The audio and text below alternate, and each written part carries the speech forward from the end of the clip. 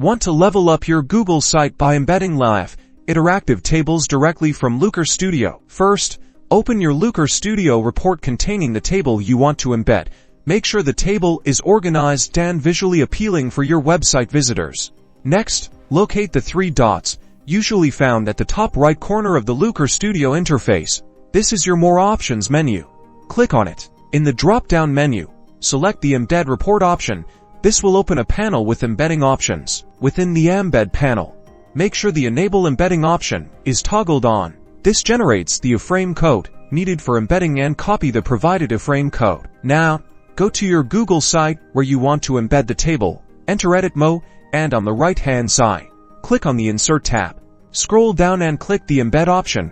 This will open a pop-up that asks for a URL or embed code. Select the Embed Code option.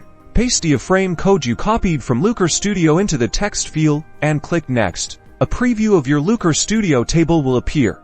Review the preview and, if everything looks good, click Insert. Congratulations, your interactive table from Looker Studio is now embedded in your Google site, ready to provide valuable data insights to your audience.